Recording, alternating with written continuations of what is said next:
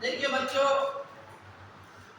आज जो पढ़ाएंगे वह है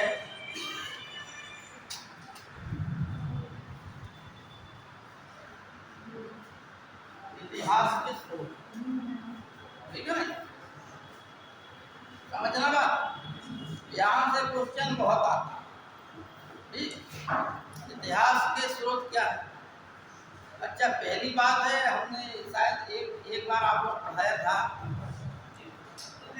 हम क्योंकि भारत का इतिहास पढ़ रहे हैं, इसका इतिहास पढ़ रहे हैं भारत। ठीक है, तो भारत देश को कई नामों से जाना गया। तो किसने किन नामों से इसको संबोधित किया? कभी कभार परीक्षा में एक प्रश्न पूछ लिया जाता है, आता जरूर जाओ, समझना बात। तो एक तो हमारे देश का नाम क्या है? भारत। दूसरा नाम है इंडिया। तीसरा नाम है हिंदुस्तान।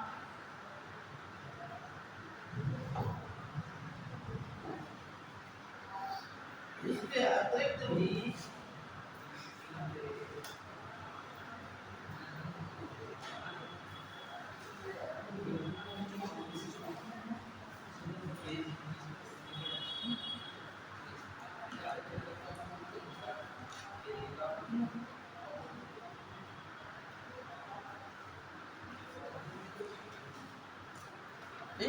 और क्या नाम है? और क्या क्या नाम दिए गए?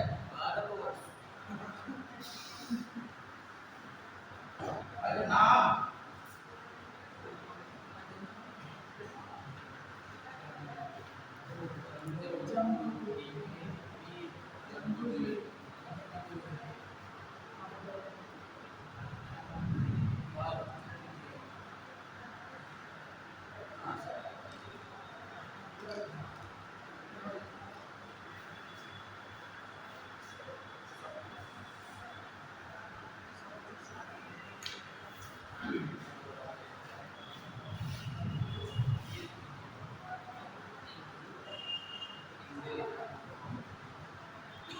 सर जी, इनटू नाम है।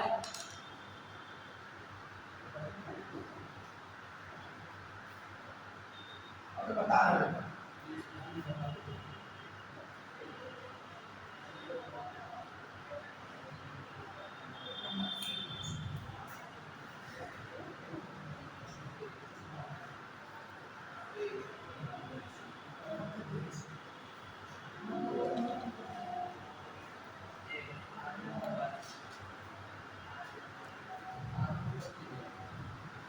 सुनिए, ये हमारे देश के नाम, ये तीसरा नंबर में इनटू हो लिखा है। इनटू तीसरे नंबर पे सर इनटू लिखा हुआ है। इनटू, इसको इनटू को ऐसे भी कहीं कहीं लिखा है इन, चाहे ऐसे लिख लो चाहे ऐसे।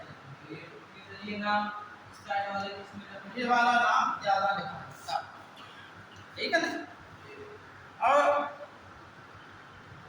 आप लोग दो शब्द और सुन लें। क्या? एक शब्द है भारतीय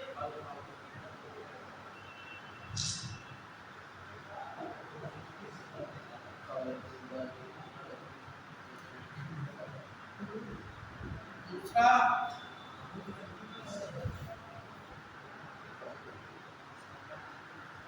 तीसरा पंचग्राम। ये शब्द सुने हैं आप? कैसे बताना आपको? ये सुने जी और इस साइड और ये नहीं सुने? ठीक, अब इनके बारे में समझ लें थोड़ा सा।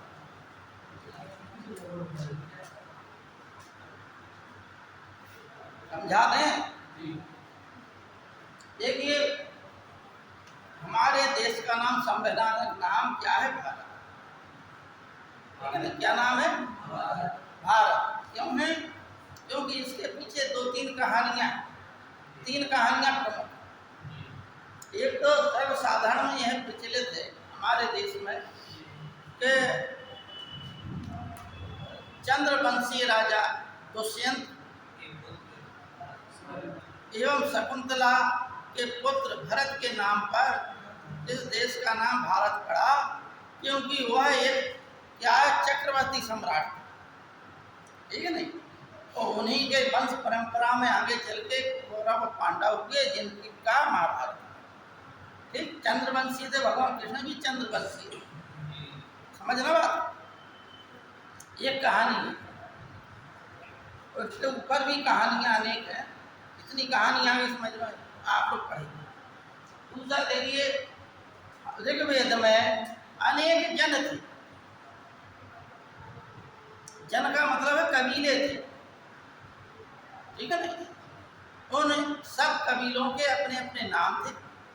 एक प्रमुख कबीला था जिसका नाम था भरत जन, ठीक, जिसका जो है सुवंश था, भरत जन था, भरत कबीला था। ऋग्वेद के 7वें मंडल के रचयिता वशिष्ठ ऋषि, उसमें एक जो है दासराग युद्ध का वर्णन है। मोबाइल देखते रहे नहीं, बीच में बंद। दासराग युद्ध में देखो ऐसा इतिहास है विस्तृत, एक एक चीज अगर लिखाएंगे तो जो है कि कुछ चीजें ही लिख पाएंगी।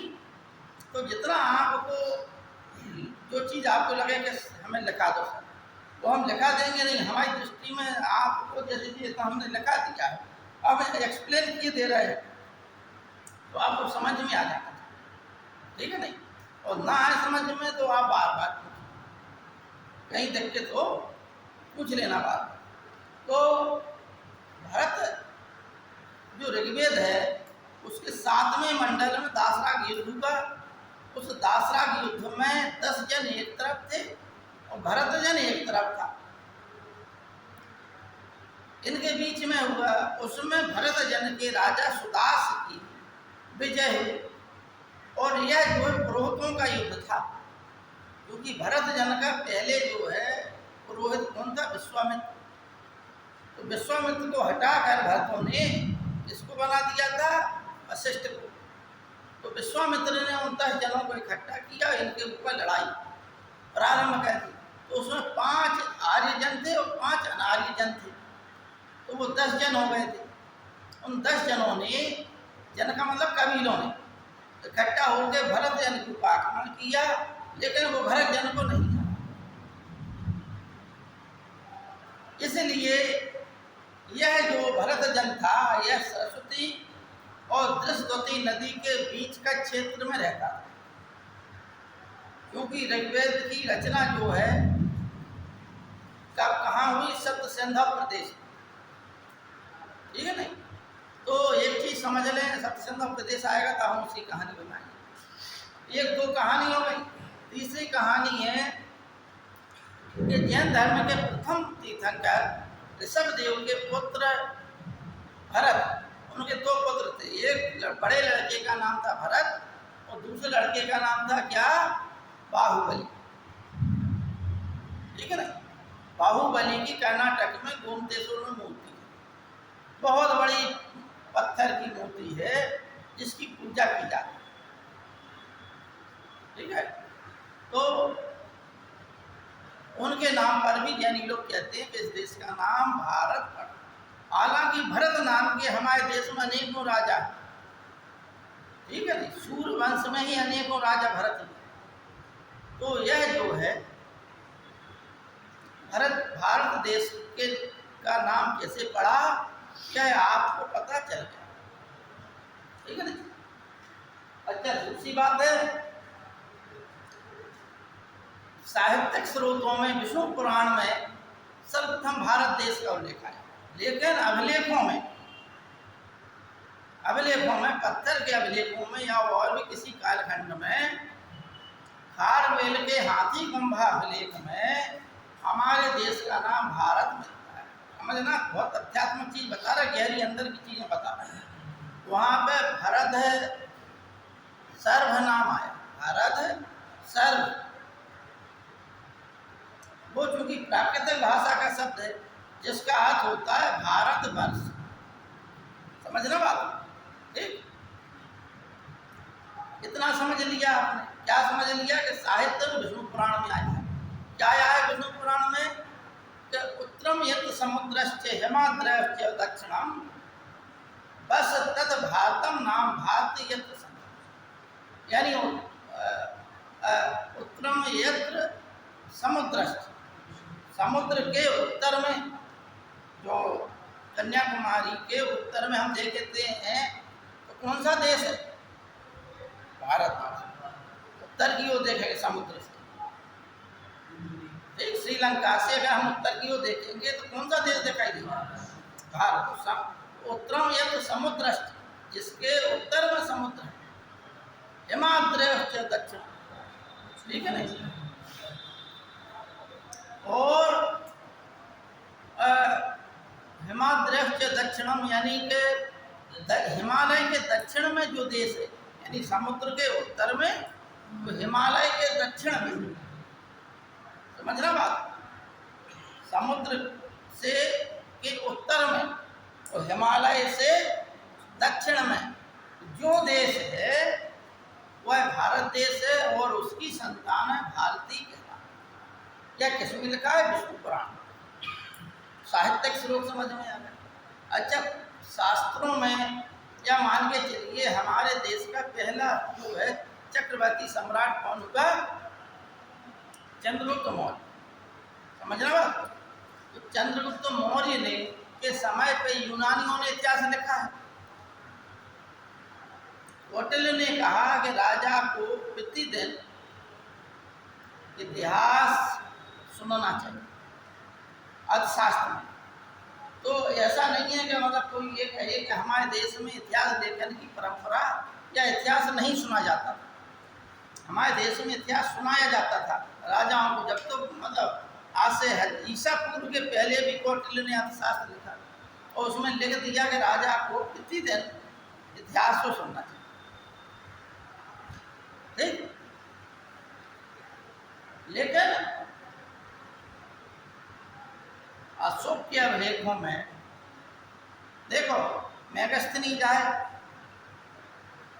और अन्य यूनानी लेखकों ने मेगास्थनीज के इंडिका के नाम पर सिकंदर के समय कुछ लेखक आए थे, उन्होंने सब ने, क्योंकि वो सब यूनानी थे, तो यूनानियों ने हमारे देश को इंडिया कहा।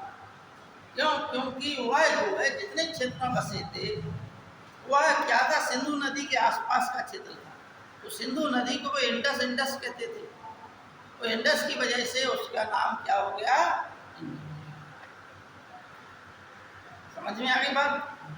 सिंधु से ज़्यादा आगे नहीं बढ़ पाया, सिंधु और उसकी सहायक नदियों से आगे सिकंदर नहीं बढ़ पाया।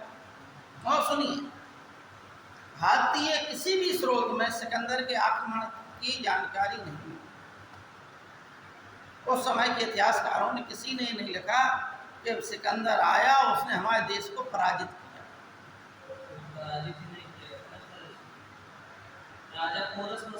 हाँ, तो वो सब यूनानी लेखकों ने लिखा इसके बाद समझना बात। अब तुम एक चीज बताओ, जीता हुआ राजा कहीं भागता है? तो विश्व विजय के अभियान के लिए भाग निकला, वो भाग जाएगा एक? अरे तो हम वही तो बता रहे हैं कि पोरसई के खिलाफ युद्ध लड़ा था, ठीक है नहीं? पोरस के खिलाफ युद्ध लड़ा सिकंदर ने। पोरस से जीता था कि नहीं जीता था? जीता था। पोरस को बंदी बना के लाया गया था। ये सब कहानी किसने लिखी? यूनानियों ने। पकड़ के लाया गया तो सिकंदर ने कहा बता तुम्हारे साथ कैसा सुलूक किया जाए? तो पोरस बोला कि जैसा एक राजा दूसरे राजा के साथ करता है। अब भाई साहब, इतना सब होने के पश्चात भी सिकंदर भाग क्यों गया? जब जीत गया था तो भाग क्यों गया? जब विश्व विजय के लिए निकला, पूरा ईरान जीत लिया, सब कुछ जीत लिया, मिस्र जीत लिया, तो भारत से क्यों भागना? आप ये बताइए, आप बांदा के हो, आप हमीरपुर में जाएंगे मैच खेलने, क्रिकेट मैच खेलने जाएंगे, वहाँ हार भी जाएं तो यहाँ आप क्या वर्णन करेंगे? यहाँ क्या कहेंगे आप? अपने लोगों से, अरे हम जीत के आए, क्योंकि प्रमाण वहाँ नहीं, कौन जा रहा अभी तो पूछने के आपने जीता के हारा। और आपने अगर यहाँ लोगों को बता दिया कि हम मैच जीते हैं, तो हम लोग यही जानेंगे, हम लोग ये लिख देंगे कि भाई ये गए थे क्रिकेट मैच के, नहीं ये टीम गई थी, वो मैच जीत के आई है। समझना बात? वही तो सिकंदर के समय यूनानियों ने, तो हम इतिहास पढ़ रहे हैं नहीं, वो यूनानियों द्वारा पढ़ाया जा रहा है, यूनानियों के द्वारा पढ़ाया जा रहा, या अंग्रेजों के द्वारा पढ़ाया जा रहा, क्योंकि अंग्रेजों की ये धारणा थी कि हमसे विद्वान कोई नहीं है, ठीक है नहीं। उन्होंने हमारे देश पर कब्जा किया, तो उनकी ये अवधारणा रही कि हमसे विद्वान कोई नहीं है, हमसे श्रेष्ठ कोई नहीं है। तो अब अगर कोई देश की संस्कृति एक का एक उभर आए, तो कैसे स्वीकार कर लेंगे हमसे भी श्रेष्ठ है? कर लेगा कोई स्वीकार? तो उन्होंने ये आर्यों करण के, भारत में आर्य लोग आए, उनने आक्रमण किया। अब एक बात बताइए भैया, आप अगर इंग्लैंड को जीत लेंगे तो इंग्लैंड में अपनी संस्कृति थोपेंगे कि इंग्लैंड की संस्कृति स्वीकार कर लेंगे? हैं? ये मुसलमान लोग आए तो उन्होंने क्या किया, अपनी संस्कृति मतलब यहाँ पे देश पे चलाने का प्रयास किया। तो हम आज भी सिंधु घाटी सभ्यता की चीज़ों को अपनाए हुए हैं। जाहिर है कि हमारे पूर्वज वही थे सिंधु सभ्यता के लोग, जिन्होंने जब कुछ आपातकाल आई तो उन नगरों को छोड़ दिया, क्योंकि परिस्थितियां ऐसी बनी होंगी, तो वो नगरों को छोड़कर गांव में आ गए। बिना गांव ग्रामीण समाज के आप नगर विकसित हो सकते? ये बताइए, अगर आपको सब्जी खाने को ना मिले, क्या शहर सब्जी उगाता है? क्या सब्जी कहाँ उगती है? गाँव में, खेतों में। कृषि अगर उन्नत नहीं होगी तो क्या एक समृद्ध देश बन जाएगा या संस्कृति समृद्ध हो जाएगी? अच्छा, इस पहलू को अंग्रेजों ने लिखा ही नहीं, उन्होंने बस यही लिख दिया नगरीय सभ्यता। वो अन्यत्र पॉइंट आ गया। इंडिया किसने दिया? यूनानी। लिख लेना आप, हैं? हिंदुस्तान शब्द किसने दिया? ईरानियों। ठीक है नहीं? हिंदुस्तान शब्द किसने दिया? ईरानियों, या ईरानियों को क्या बोलते हैं? फारसी। ठीक। और हिंदू शब्द किसने दिया? हिंदू शब्द चीनियों ने हमारे देश को हिंदू कहा। ठीक है नहीं? किसने कहा? चीनियों। हिंदू कहा। अब देखिए, कहीं कहीं मतलब इसके पहले एक शब्द आता है अजनाब। हमारे देश का एक नाम अजनाब के रूप में जो लिखित आता है, इसका ज़्यादा वर्णन नहीं किया गया। जम्बूद्वीप, अशोक के अभिलेखों में हमारे देश का नाम क्या मिलता है? जम्बूद्वीप। ठीक है नहीं? अशोक के अभिलेखों में हमारे देश का नाम क्या मिलता है? जम्बूद्वीप। ठीक। अब हमारे यहाँ जो हिंदू धर्म परंपरा में कोई भी धार्मिक कर्मकांड होता है, उसमें संकल्प मंत्र पढ़ा जाता है। समझ रहे बात? उसमें क्या पढ़ाया जाता है, हम सुना दें आप लोगों को। शुरुआत में कि ओम हरिओम विष्णु विष्णु विष्णु अद्य ब्राह्मणों द्वितीय अपराधे श्री श्वेत 12 कल्पे व्यवस्वत मनमंत्रे अष्टाविंशति में कलियुगे कलि प्रथम चरणे जम्बूद्वीपे भारतखंडे भारतवर्षे आर्यावर्ते। तो ये क्रम है जम्बूद्वीप। जम्बूद्वीप के पश्चात क्या? भारतखंड। जम्बूद्वीप में 7 खंड थे, उन 7 खंडों में एक खंड था भारतखंड। और भारतखंड के 9 भाग थे, उनमें 9वें भाग क्या था? भारतवर्ष। भारतवर्ष का मतलब है राजा भरत का क्षेत्र। वर्ष का मतलब क्षेत्र होता है, क्षेत्र का मतलब भूमि होती है। राजा भरत की भूमि भारतवर्ष। समझ में आ गई बात? ठीक है नहीं? अब आइए सप्त सिंधु प्रदेश। तो सप्त सिंधु का मतलब है कि जहाँ पंजाब की 5 नदियाँ और 2 नदियाँ और मिला दें तो उन्हें हम क्या बोलते हैं? सप्त सिंधु। ठीक है? कौन कौन है?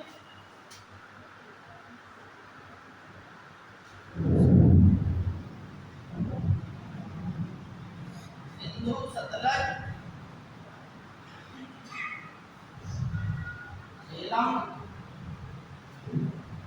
व्यास रावी चिनाब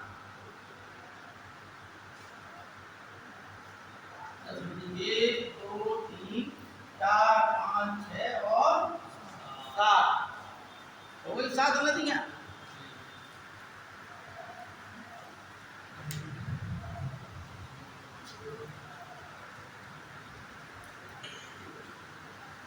इन 7 नदियों के क्षेत्र को हम क्या बोलते हैं? सप्त सिंधु प्रदेश।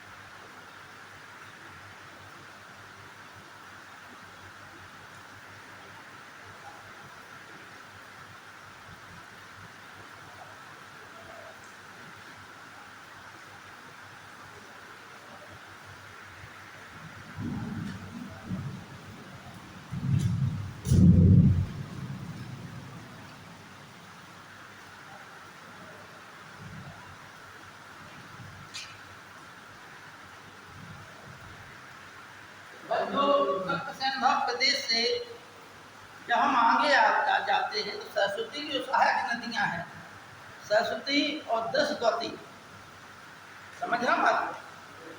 सरस्वती की एक सहायक नदी थी दृशद्वती, वहाँ तक के क्षेत्र को यानी राजस्थान से आगे आ जाते हैं, वहाँ तक के क्षेत्र को हम क्या बोलते हैं? ब्रह्मवाद। ठीक।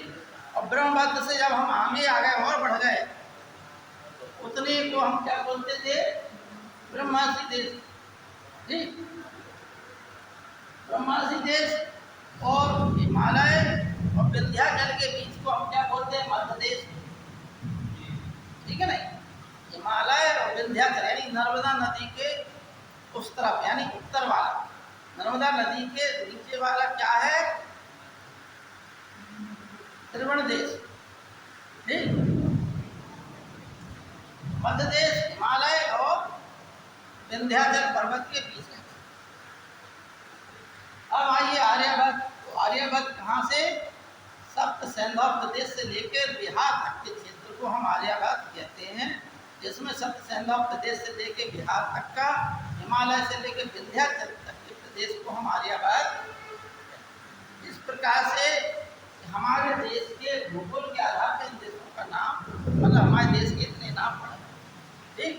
अच्छा, ये आपने भारत उपमहाद्वीप क्या है? यानी भारत को अगर आप नक्शे में देखें तो भारत की एक क्या है? भौगोलिक सीमा है। ठीक है नहीं? नक्शे में देखें जिसे प्रकृति ने अपने आप अलग किया होगा। ठीक। कौन कौन सी भौगोलिक सीमा है? हिंदू कुश पर्वतमाला से जो है पूरा देश जो है अलग बटा हुआ, यानी हिंदू कुश पर्वतमाला बिल्कुल टूट गई। हिंदू कुश पर्वतमाला के पश्चात है हिमालय पर्वतमाला, तो उधर ऊपर के देशों ने आक्रमण नहीं कर पाए भारत में। ठीक है नहीं? हिमालय पर्वतमाला से रक्षा होती रही, हिंदू कुश पर्वतमाला से रक्षा होती रही, लेकिन बीच में जो दर्रे थे, खैबर दर्रा, बुलंद दर्रा, इन्हीं दर्रों से बाहरी आक्रमणकारियों ने प्रवेश किया भारत में। ठीक है नहीं?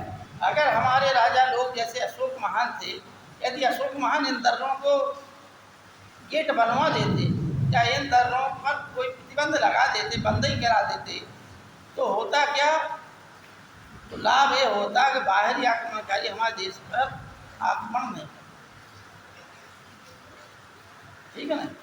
खाली समुद्र के रास्ते अंग्रेज लोग या यूरोपीय लोग आए भारत में और फिर बाद में उन्होंने भारत में कब्जा किया समुद्री मार्ग से। बकाया स्थल मार्ग से सबसे पहले हमारे देश को जीतने का श्रेय किसे जाता है? दारा प्रथम ईरानी शासक, दारा प्रथम ने को जाता है। क्योंकि ध्यान से सुनना, ये परीक्षा में आते हैं सब कुछ। दारा प्रथम ईरानी शासक था, बहुत शक्तिशाली शासक था। उसने भारत के पंजाब तक के क्षेत्र को अपने अधिकार में ले लिया। पंजाब तक, यानी अफगानिस्तान से लेकर पंजाब, पाकिस्तान और पंजाब, आधा पंजाब पाकिस्तान में चला गया, आधा पंजाब भारत में आ गया। ठीक है नहीं? तो ये पंजाब जो है तक क्षेत्र से वह अपना अधिकार किए हुए था और यहाँ से टैक्स लेता था। तो इस बात की जानकारी किसी भारतीय इतिहासकार ने नहीं दी। इस बात की जानकारी यूरोपीय इतिहासकार हेरोडोटस ने, यानी दारा प्रथम के साम्राज्य में जो राजस्व प्राप्त होता था उसका 10% राजस्व भारतीय क्षेत्र से जाता था। समझ में आ गई बात? ठीक है नहीं? जब सिकंदर ने आक्रमण किया उस समय दारा तृतीय था ईरान का शासक। कौन था? दारा तृतीय।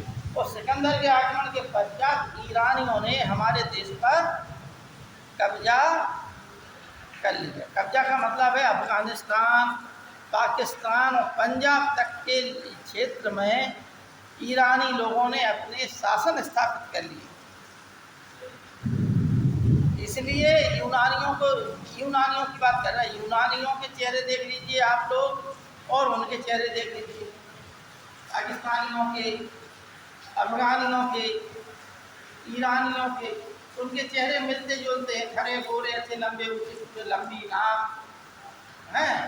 वो क्या है? वो सब वहीं की नस्ल है, क्योंकि वो लोग कम से कम करीब 19 महीने भारत में रहे सैनिक लोग। तो सिकंदर ने ये छूट दे दी थी कि जो सैनिक मतलब यहाँ की औरतों से विवाह करना चाहें तो विवाह कर सकते। तमाम सैनिकों ने विवाह कर दिया, उनकी संतान बहुत उच्च। ठीक है ना? इस प्रकार से हमारे देश में अनेक आबादी बढ़ी।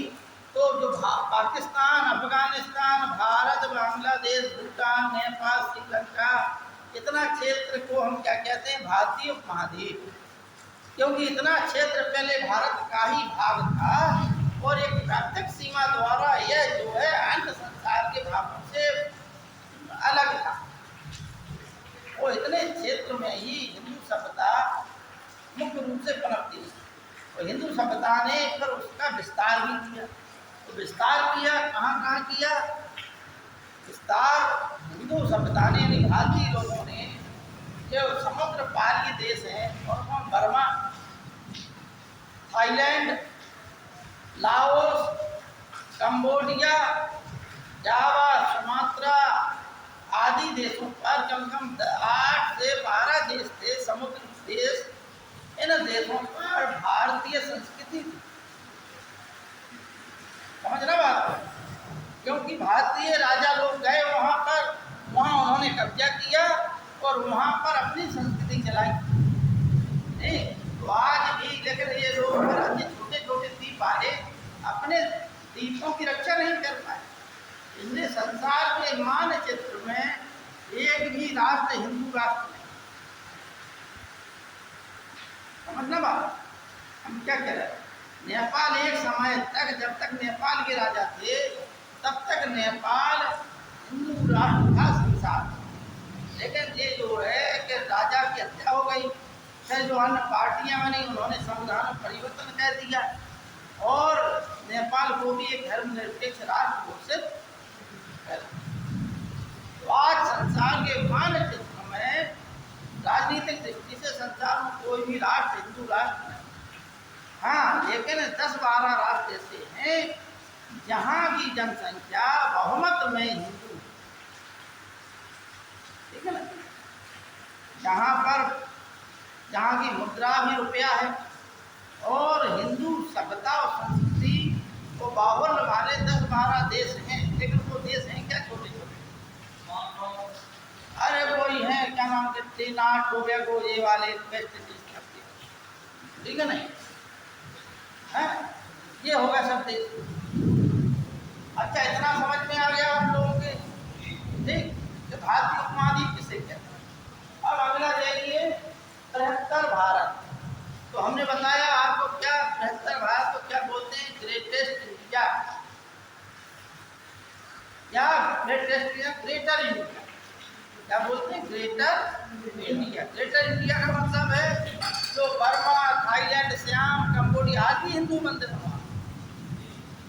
आज भी इंडोनेशिया में रामलीला का मंदिर होता है। आज भी इंडोनेशिया में लोग अपने पुत्र पौत्रादियों के नाम, मुस्लिम कंट्री है लेकिन आज भी वो हिंदू संस्कृति अपनाए हुए हैं, नाम के मुसलमान है, वहाँ हिंदू मंदिर है, सब कुछ है।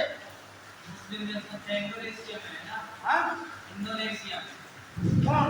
मुस्लिम राष्ट्र है ना सर? देखो, मुसलमानों की जनसंख्या वाला सबसे बड़ा देश इंडोनेशिया। और इंडोनेशिया है कैसा? हिंदू संस्कृति अपनाए हुए, नाम के मुसलमान हैं लेकिन संस्कृति कौन सी अपना? हिंदू। समझना, क्योंकि उनकी वायुसेना का नाम क्या है? गरुण। क्या है? गरुण। वरुण। ठीक, उनके जो वो नोट है, मुद्रा है, उस मुद्रा पे गणेश भगवान की प्रतिमा बनी हुई है। ठीक, आज भी। और वहाँ जो मंदिर हैं, बड़े बड़े मंदिर, वो आज भी। और संसार का एक सबसे बड़ा मंदिर है कंबोडिया, अंकोर वाट, कंबोडिया, भगवान विष्णु का मंदिर। और ये तो अभी बना है लेकिन सबसे बड़ा मंदिर पुराने समय का। हाँ, तो ये सब जो है देश थे कौन? हिंदू संस्कृति वाले, जिन्हें हम मिलाकर क्या बोलते थे? ग्रेटर इंडिया या बृहत्तर भारत। समझ में आ गई बात? अब हिंसा में जब भारत आया तो उसने कहा कि पंच भारत शब्द का इस्तेमाल किया उसने। समझना बात? अब पंच भारत में कौन कौन सम्मिलित है?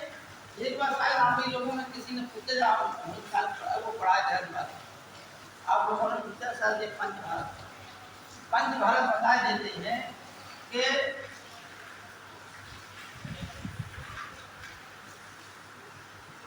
उत्तराखंड,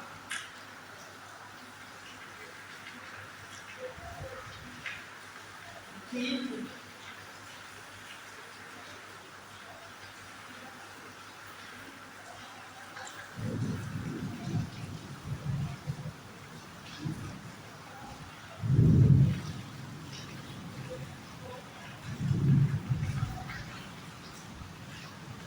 मध्य प्रदेश,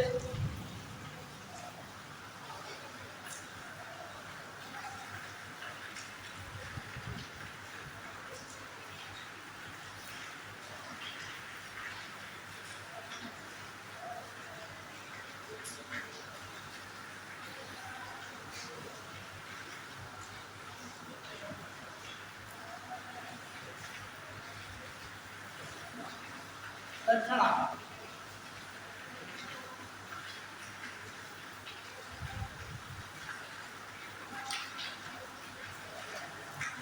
इसके नीचे आ जाए तो कौन सा देश आ जाता है? ध्रुव देश।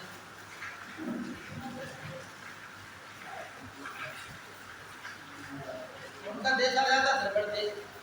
ठीक, यानी कृष्णा और तुंगभद्रा नदियों के नीचे का क्षेत्र,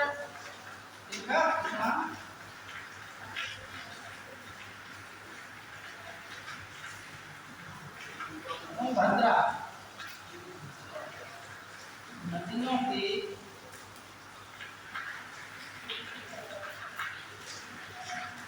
नीचे का क्षेत्र क्या कहलाता था? ध्रुव देश। ध्रुव देश में कौन रहते थे?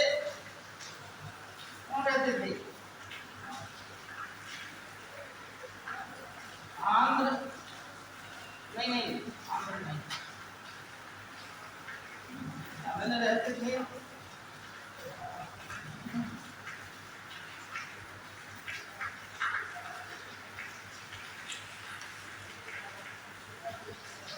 एक, दो और पाँच, ये रहते थे जिन्हें हम तमिल क्षेत्र, तमिला।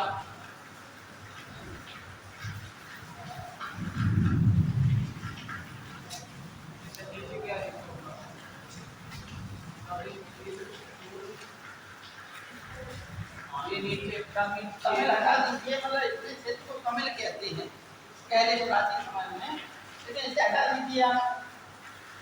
अब यहाँ पर जो द्रविड़ देश है, द्रविड़ देश में तीन पंच शासन कहते थे प्राचीन समय में, जिन्हें हम द्रविड़ देश कहते थे। वहाँ पर पहुंचे केर, शूर, पांड और अशोक के समय पे इतना ही क्षेत्र स्वतंत्र था, ठीक है ना, इतना क्षेत्र स्वतंत्र था। और कहाँ तक राज्य था अशोक का? दक्षिणापथ, ठीक। दक्षिणापथ का मतलब आज का जो है, आज का महाराष्ट्र, आंध्रा, कर्नाटक, इतने क्षेत्र में क्या था? इतने क्षेत्र को, यानी नर्मदा नदी के इतने क्षेत्र को, नीचे वाले क्षेत्र को हम क्या बोलते हैं? दक्षिणापथ। और दक्षिणापथ के नीचे यानी कृष्णा तुंगभद्रा नदी आ गई, और कृष्णा तुंगभद्रा के नीचे वाला क्षेत्र क्या कहलाता था? द्रविड़ देश, ठीक है। अब देखिए, उत्तरापथ हमारे देश में प्राचीन समय से ही बंगाल के सोनार गांव से लेकर और तक्षशिला की ओर आगे तक, पुष्कलावती तक, अफगानिस्तान तक जो है एक मार्ग गया था, बहुत प्राचीन समय, ईसा पूर्व के भी पहले, ईसा पूर्व से पहले की बातें हैं। और इसका उल्लेख जो है अष्टाध्यायी, पाणिनि के अष्टाध्यायी में था, ठीक है ना। पाणिनि के अष्टाध्यायी में उत्तरापथ का उल्लेख नहीं है। बाद में सम्राट अशोक ने इसी उत्तरापथ को विकसित किया। शेषाचल आया, उसने इसे क्या नाम भूल गया, उसने इसे कुछ नाम दिया था, हाँ? और बाद में इसी का नाम ऑकलैंड ने, तो गवर्नर जनरल बना भारत का, उसने, क्यों भारत की जनता ये जानने लगी, जनता को जैसा बता तो वैसा जानने लगी, जनता बता दिया शेषाचल ने इस मार्ग के पास सराय बनवाई, वृक्ष लगवाए, ये काम किया था उसने। लेकिन वो मार्ग पहले से ही डिसाइडेड था, ईसा पूर्व से चल रहा था वो मार्ग। ऑकलैंड ने उस मार्ग का नाम क्या रख दिया? जीटी रोड, यानी ग्रांड ट्रैंक रोड। परीक्षा में पूछा जाता है इसका निर्माण किसने करवाया, तो नाम आ जाता है शेषाचल, जबकि उसका निर्माण कई हजार वर्ष सम्राट अशोक के भी पहले था। सम्राट अशोक के समय में भी उत्तरापथ के लिए मार्ग जाता था, उसी उत्तरापथ यहाँ से पाटली, और बंगाल के सोनार गांव बांग्लादेश में पड़ता है, ठीक। अच्छा, प्रतीच का मतलब क्या है? प्रतीच का मतलब है कि पश्चिमी क्षेत्र, ठीक। ये उत्तरापथ का मतलब है कि भारत का जो उत्तर पश्चिमी क्षेत्र था उसे हम उत्तरापथ कहते हैं, ठीक नहीं। ऐसे ऐसे रास्ते जाती थी ऐसे, तो क्या होगा, जैसे कह दीजिए आप चार भाग की जो रास्ता जा रही उत्तर पश्चिम हो गई, तो उत्तर पश्चिम जैसे तो जा रहा है, समझना, क्षेत्र के द्वारा बता दें। अगर मान लो ऐसे है, पूरा ये हो गया, पश्चिम ये हो गया, उत्तर ये हो गया, दक्षिण ये हो गया, ये रोड कैसा जाता था, ऐसा जाता, ऐसा कर दी, तो अब दिशा कैसी हो गई, इसकी उत्तर पश्चिम हो गई, नहीं होगी, इधर देखिए, उत्तर पश्चिम हो गई है। भाई इस तरफ तो नाम आए, हम लोग यहीं से मान लें, यहाँ से तो ये ऐसी कोई कितने क्षेत्र को प्राप्त है, तो जो पश्चिम वाला क्षेत्र क्या कहलाता था? तीज, ये प्राप्त क्षेत्र हो गया पूरा का, ठीक। ये बीच का क्षेत्र क्या होगा? मध्य देश। दक्षिण का क्षेत्र क्या होगा? यहाँ मध्य देश के नीचे वाला क्षेत्र या दक्षिणापथ में समझ ही गए होंगे तुम लोग। और दक्षिणापथ के नीचे वाला क्षेत्र क्या होगा? इनको ही वन साहब ने क्या कहा? पंचभाग। समझ में आ गई बात? अब देखिए, इतनी चीज खाली नाम ही समझा रहा है आपको भारत का, कुछ पता इतने में ही 30-40 मिनट लग गया कि नहीं लग, है ना। अब हम आपको भारतीय इतिहास जानने के स्रोत बताएं।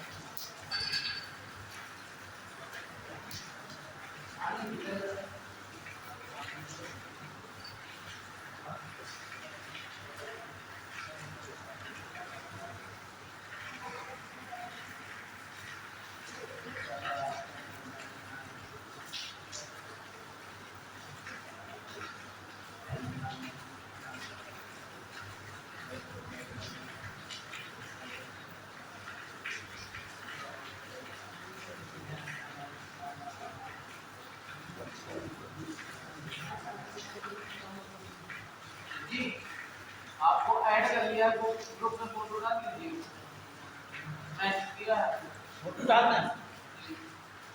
फोटो से क्या मतलब? मतलब तो हम हेलो हाय तो भेज देंगे तो आ जाएंगे, है ना? ऐड हो जाएंगे, नाम तो भूल गए।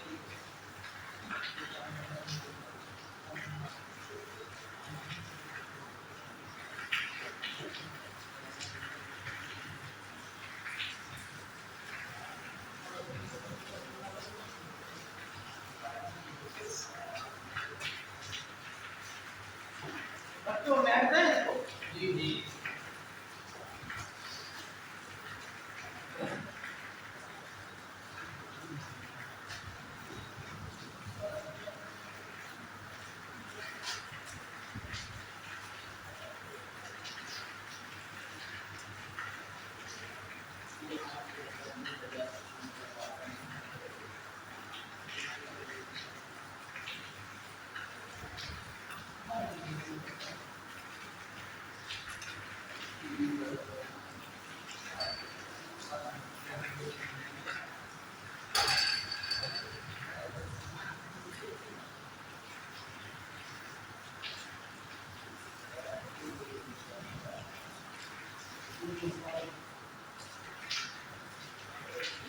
अपने इतिहास के स्रोत देखते दो प्रकार के जो साहित्य और पुरातात्विक स्रोत है दो।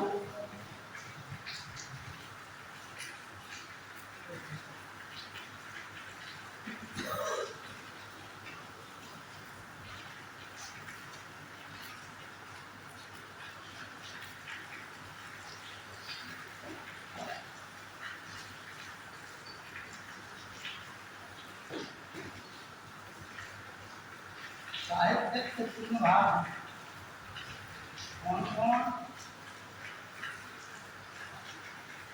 धार्मिक, लौकिक,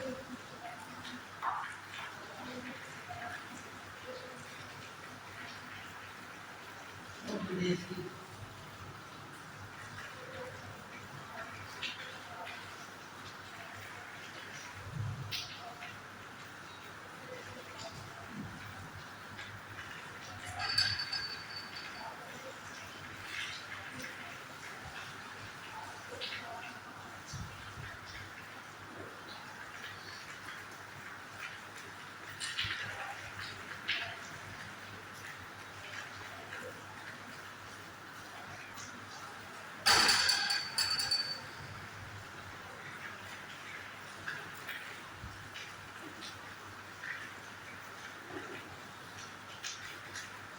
ब्राह्मण, बौद्ध और जैन। ब्राह्मणों में देखिए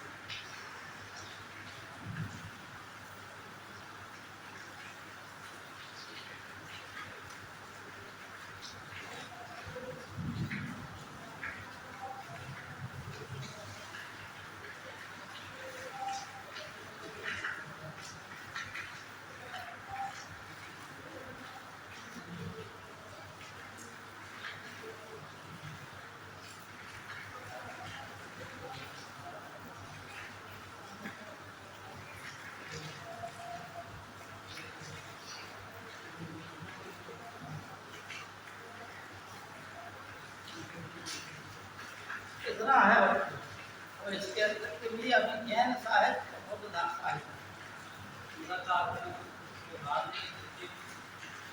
हाँ हाँ ये वाला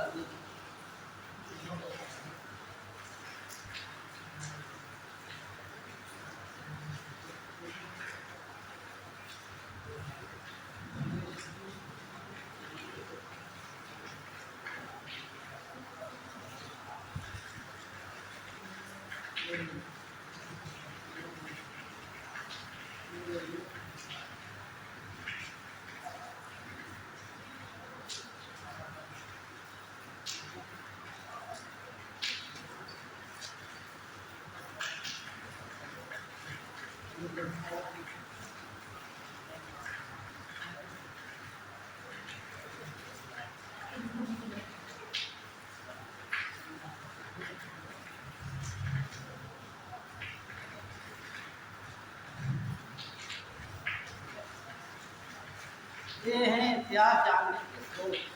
कौन से इतिहास को? प्राचीन इतिहास को जानने के स्रोत।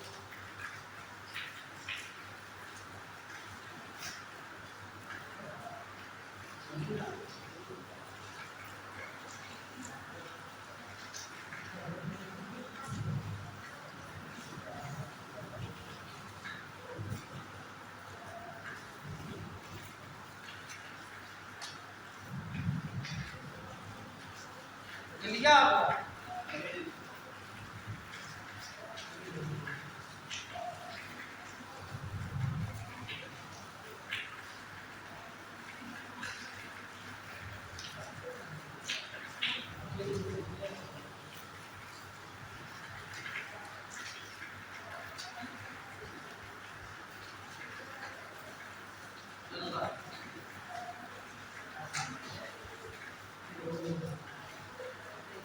थोड़ी सी इस पर चर्चा हो जाए, आगे बढ़ा जाए।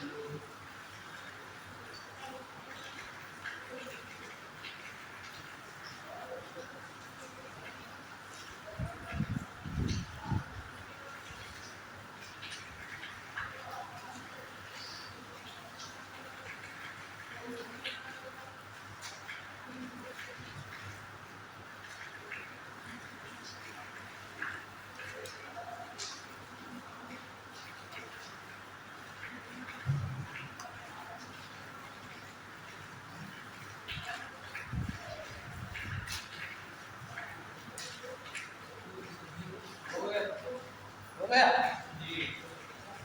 समझिए। देखिए ये साहित्य मतलब, साहित्य का मतलब है कि ग्रंथों में जो मिले ग्रंथ तीन प्रकार के। एक तो धार्मिक ग्रंथ, लौकिक ग्रंथ, इनका धर्म से कुछ मतलब नहीं। दूसरा विदेशी यात्रियों के ग्रंथ, ठीक है ना। पुरातात्विक में क्या है? पुरातात्विक में है जो उत्खनन से निकले, पुरातत्व में निकले, उत्खनन से निकले। तो कौन कौन अभिलेख निकलते हैं, सिक्के निकलते हैं, बौद्धवान, मोहन, मूर्तिकला, चित्रकला, स्थापना। ठीक, मंदिर अंदर आ जाते हैं, महल आ जाते हैं। जैसे पाटलिपुत्र का जब उत्खनन किया गया, पाटलिपुत्र का जो चंद्रगुप्त मौर्य का महल था लकड़ी का बना हुआ था। ठीक, आह्यान ने तक देखा उसको, लेकिन हुनसांग जब भारत आया तो नहीं मिला। गुप्त काल में, मौर्य काल में था, समझना बात। गुप्त काल तक भी रहा शायद, लेकिन हर्षवर्धन शासन काल तक नष्ट हो गया था, लकड़ी का था। लेकिन उसके अवशेष कहाँ मिले? पाटलिपुत्र के पास एक गांव है कुम्हार, वहाँ से मिले। वहाँ आसपास खुदाई की गई उस आधार पर, तो वो उसके अवशेष मिले। तब पता चला इतने बड़े क्षेत्र में फैला है। लिखा था सब। अगस्त्यनी जी ने भी लिखा है, साथ में अगस्त्यनी पूरा वर्णन किया पाटलिपुत्र में। तो धार्मिक ग्रंथ कौन कौन से हैं? ब्राह्मण ग्रंथ, ब्राह्मण साहित्य, बौद्ध साहित्य और जैन साहित्य धार्मिक है, जिनका धर्म से मतलब है। अब ब्राह्मण साहित्य में कौन कौन से वेद हैं? वेदों की संख्या कितनी है? 4, ठीक है ना। और प्रत्येक वेद की कुछ ना कुछ ब्राह्मण है, ठीक है ना। किसी के 1, किसी के 2, किसी के 4, किसी के और ज्यादा। चारों वेदों में कुछ ना कुछ ब्राह्मण है, ठीक है ना। उसी प्रकार से ऐसे ही इनके आरण्यक है, इन्हीं नाम पर आरण्यक यानी जंगल में लिखे गए। उपनिषद, उपनिषद का मतलब है कि उपधन निधन सद यानी गुरु के समीप निष्ठा पूर्वक बैठना। और उपनिषदों की भाषा जो भाव है वो वह क्या है? दर्शन का है। उपनिषदों में दार्शनिक चर्चा है कि आत्मा क्या है, ब्रह्म क्या है, परमात्मा क्या है, जगत क्या है, जीव क्या है, मृत्यु क्या है, जीवन क्या है, जीवन की शाश्वत क्या है। अब जैसे आप लोग पढ़ते हैं कि अस्तो माँ सदगमाय, तमसो माँ ज्योतिर्गमाय, मृत्युर्मा अमृतम गमाय, इनका सबका दार्शनिक भाव है। और यह किस कहाँ से लिया गया? ये उपनिषदों से लिए गए। जो हमारी गीता है, भगवत गीता कहते हैं, ये सभी उपनिषदों का सार उसमें इकट्ठा कर दिया गया भगवत गीता, है नहीं। सब उपनिषदों को पढ़ने की अपेक्षा के लिए गीता पढ़ लो तो उन सब उपनिषदों का सार गीता में मिलता है। जैसे एक कठोपनिषद है, उसमें यम और नचिकेता का वर्णन है, ठीक है नहीं। और नचिकेता जिद, एक छोटा बच्चा है जो जिद पकड़ जाता है कि नहीं, हमें जो है कि वह विद्या दीजिए जिस विद्या को पढ़ने के पश्चात फिर और विद्या की कोई आवश्यकता ही नहीं रहती, है नहीं। वो धन लालच सब देता है यम। ये छोटा बच्चा है, जिद्दी है, तुम्हें हम राजा बना देते हैं, तुम्हें हम ये दे देते, तुम्हें हम वो दे देते हैं, लेकिन वो प्रलोभन में नहीं आया। तो उसने कहा कि ये धन सब निस्सार, हमें वह धन दीजिए, हमें वह विद्या दीजिए कि जो है कि फिर जिस धन को, जिस ज्ञान को प्राप्त कर लेने के पश्चात फिर कुछ और प्राप्त करने की लालसा ना रह जाए। तो हमें 2 राज्यों का राजा बना दोगे, 3 राज्यों का राजा बना दोगे, 10 देशों का राजा बना दोगे, लेकिन फिर भी हम असंतुष्ट ही रहेंगे। तो हमें ऐसा ज्ञान दो जिससे हमें संतुष्टि आ जाए, जिसे जान लेने के पश्चात फिर कुछ भी ना जाना जा सके, ठीक है ना। तो ये क्या है? इन बातों का ज्ञान कठोपनिषद में, विष्णुपनिषद में भी आत्मा परमात्मा की बात है।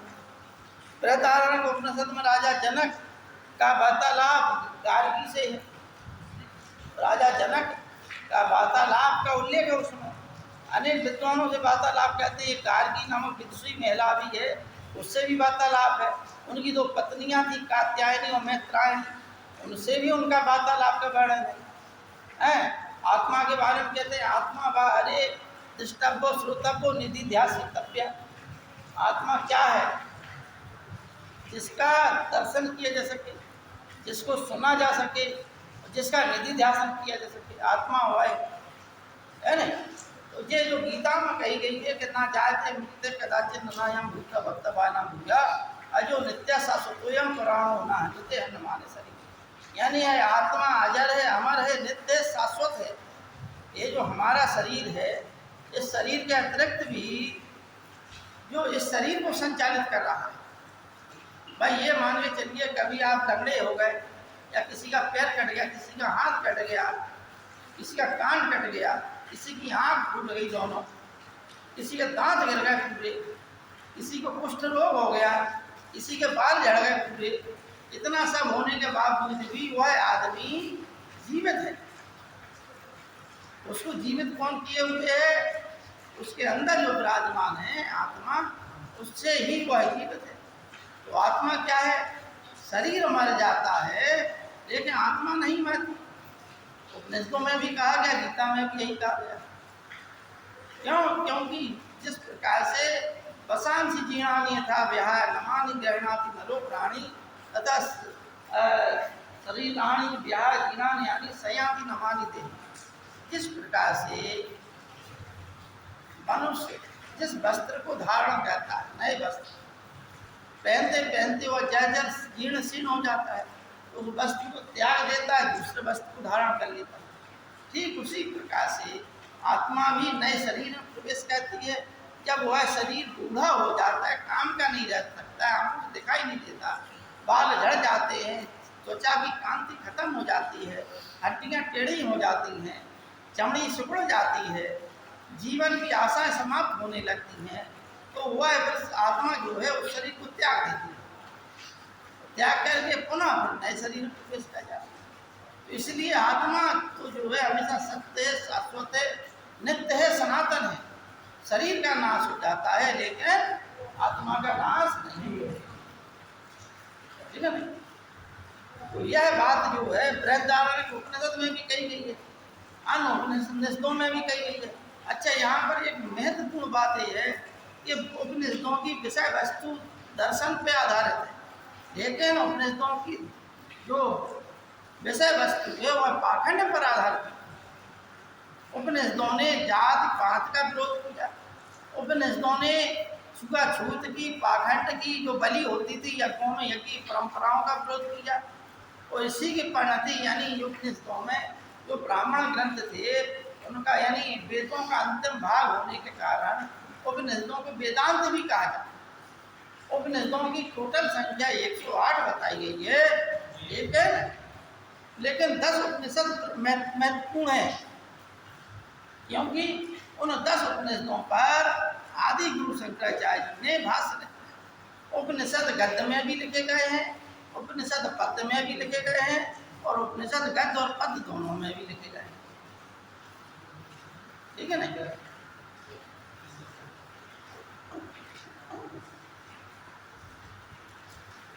क्या कोई बात कह रहा है पद्य और गद्य किसे? पद्य यानी कविता, कविता के रूप में लिखा जाता है जो, उसे पद्य कहते हैं। और जो कविता के रूप में ना लिखा जाए, सीधा सीधा आप हम लिखा रहे आप लिखते जा रहे, उसे गद्य कहते हैं। नहीं, जिसमें तुक हो, लय हो, सुर हो, है नहीं, कविता के रूप में हो, उसे पद्य कहते हैं। तो बच्चों उपनिषद समझ गए आप लोग? तमाम उपनिषद हैं, ईश, कैन, कट, कृष्ण, मुंडक, मांडुक्य, तैत्तिरीय, बृहदारण्यक, छांदोग्य, ठीक, और मुंडक, ये सब 10 उपनिषद महत्वपूर्ण है जिन पर आदि गुरु शंकराचार्य ने बस, ठीक है ना? इन सबकी अलग अलग विषय वस्तु है, अलग अलग प्रश्नाते इनमें। जैसे यात्रे ब्राह्मण हैं, यात्रे ब्राह्मण हैं, यात्रे आरण्यक भी है, यात्रे उपनिषद भी है। ठीक, इसके जो है लेखक जो है महिदास थे, महिदास ऋषि थे।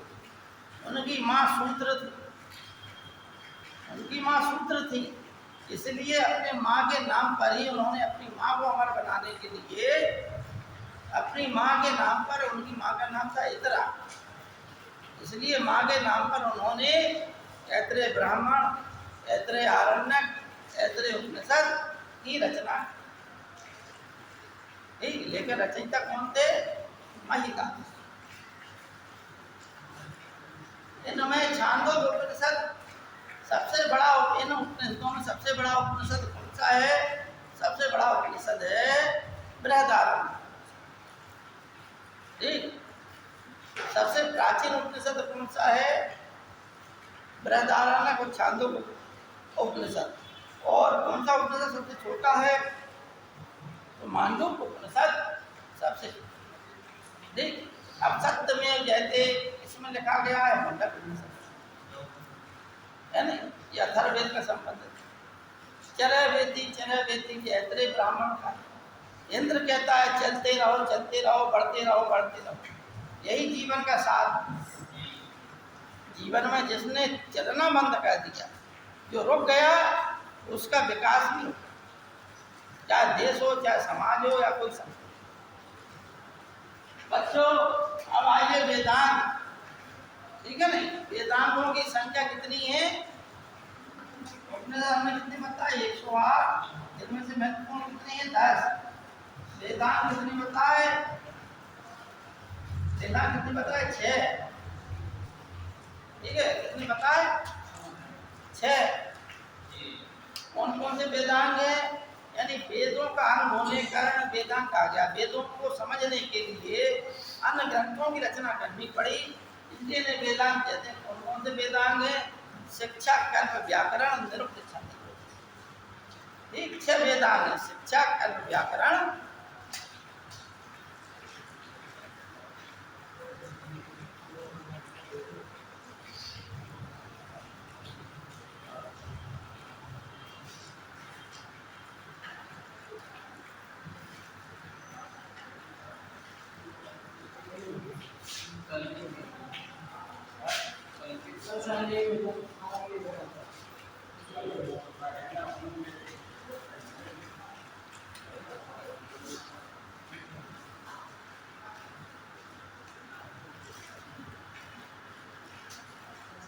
बच्चों सूत्र दो हैं कि 4 सूत्रों की संख्या।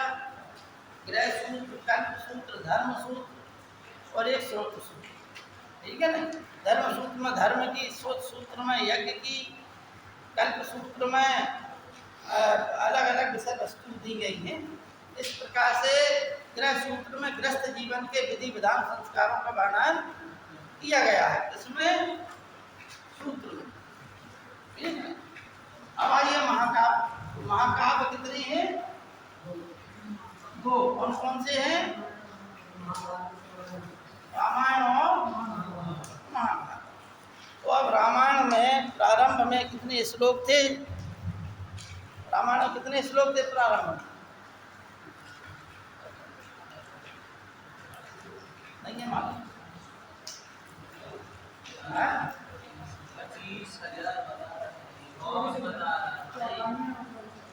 देखो वर्तमान में रामायण में 24,000 श्लोक, ठीक है नहीं, और 6,600 के आसपास प्रारंभ हुए। ठीक, वर्तमान में रामायण में 24,000 श्लोक है, इसलिए रामायण को चतुर्विंशति संहिता कहते। ठीक, 24,000 श्लोकों वाली संहिता। श्लोक, ठीक है नहीं। चौपाइयाँ उपाइयाँ संस्कृत में कहाँ चलती है? ये तो हिंदी में चलती है। दोहा, चौपाइयाँ उपाइयाँ। ठीक, रामचरितमानस की। बच्चों रामायण में जो सूर्यवंशी कहानी का उल्लेख है, और इसकी रचना जो है सूर्यवंश के राजा राम की कहानी का उल्लेख है, और इसके रचयिता वाल्मीकि।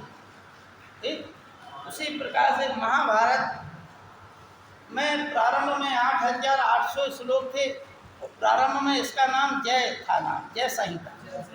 ठीक, बाद में इसके श्लोक बढ़ते चले गए तो इसकी संख्या 24,000 हो गई। तो इसे 24,000 होने पर इसका नाम पड़ गया क्या? भारत। ठीक, फिर इसमें और चीज़ें जुड़ती चली गई, तो इसका जो अंतिम रूप है आज वर्तमान में जिसे हम पढ़ते हैं, उसमें 1,00,000 श्लोक हैं। इसलिए 1,00,000 श्लोक होने के कारण इसका नाम क्या पड़ गया? महाभारत। ठीक है ना? महाभारत के रचयिता कौन है?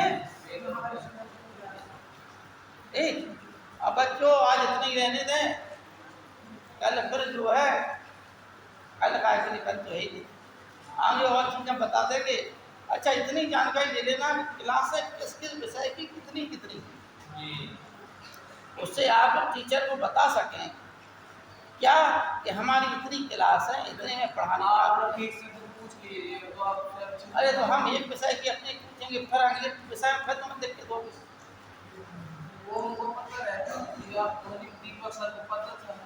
अरे हम भी इंटरनेट से निकाल लेंगे, हमारे में है, निकाल लेंगे।